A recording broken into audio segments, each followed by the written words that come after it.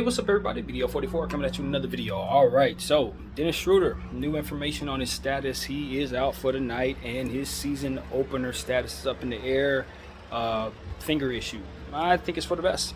If you guys followed me closely over the last couple of days, I said that I think Dennis Schroeder is exhausted and needs some time to decompress, maybe a day or two in the gym to work out and get himself back to feeling like himself. He looked like somebody who's trying to do too much on the court. And I'm not saying on the court him actually exerting himself too much. I'm talking about somebody who's been doing all kinds of stuff, and then this is the last leg of what they got to do, and they got nothing left in them to do that. That's what that looked like to me. And he has a long journey ahead in terms of this season. And what his mission is to try to play his very best so he can get his money. So he is on his own mission, just like Russell Westbrook's kind of on his own mission. Certain guys who are one-year contracts, yes, they're part of our team, of course, but they have their own goals that they're trying to reach. They probably don't have them staying with us past this season. So we consider those things. You know, as Laker fans, we understand that guys come here looking to make a name for themselves and hopefully make some money, and that's part of what we can offer. You know what I mean? That's why you want to come here and help us for a year or two. So in that mindset, as a fan, I try to cater my conversation to that point of view as well at times, and I'll try to shift it in and out of that at times as well. But for what's best for Dennis Schroeder, I think he's going to need a little rest right now, and that's not a bad thing, man. Just decompress, chill for about maybe a couple of days. He's a young person, so it's not like he needs forever, but maybe a day or two.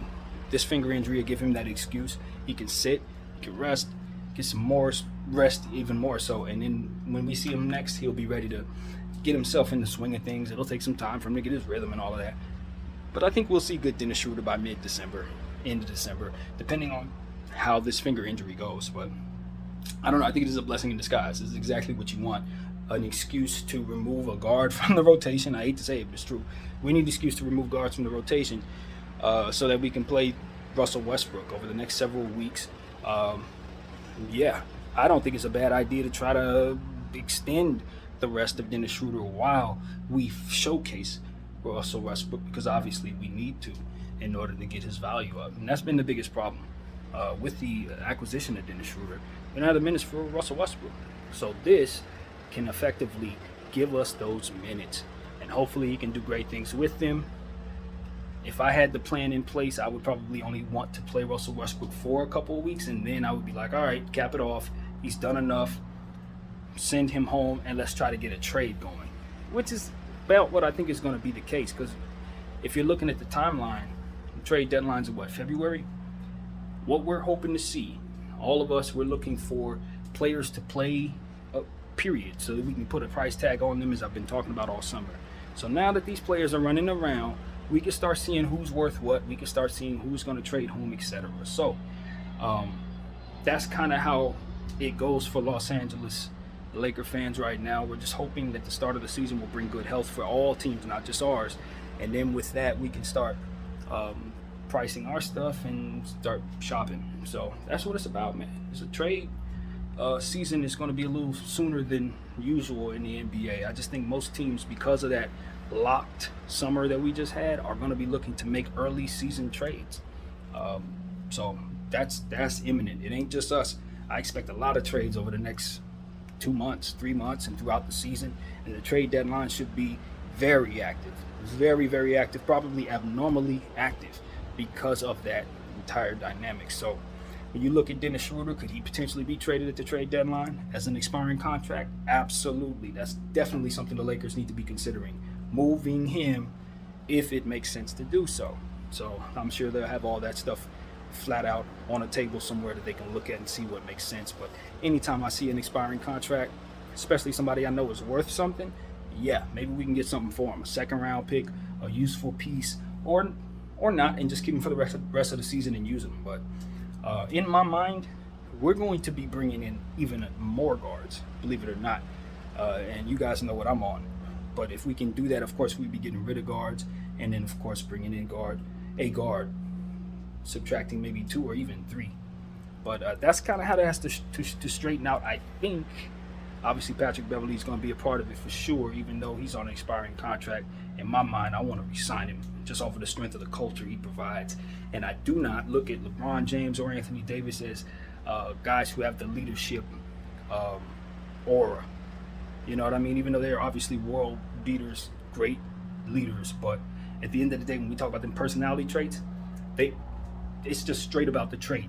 It ain't about nothing else. It's just about that personality trait that has it so that people are going to gravitate towards you, listen to what you say, and then do it. Patrick Beverley has that. He has that, man. People are going to pay attention to what he say, and they know if they don't, they're going to hear his mouth. And that is a very good dynamic that we haven't had since Rondo left, believe it or not. So I think LeBron James understands that clearly. I think he understands that very well, and I think that, knowing who you are can help you a lot when considering what it is that you need to help complete your team. And I think having that leadership,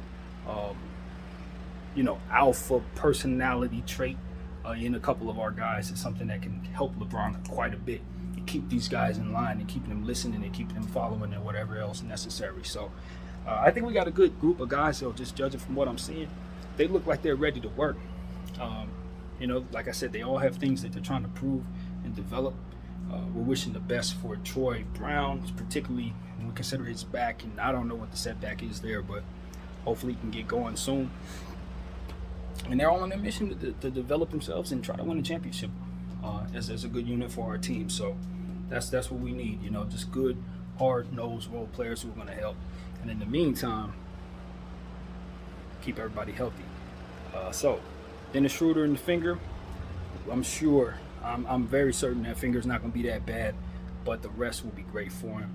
And we await the game tonight. Of course, you guys know I already made a video on what I'm expecting in the preview game. I'm not even speaking correctly. What I'm expecting from the game tonight, more or less. So you guys can check that out. And of course, I have something at halftime and at the end of the game as well. When things transpire, hopefully we'll have some good news about the end of this preseason, because Lord knows we haven't had too many victories. So that's what I got to say, man. BDL44. Thank y'all for watching. Out.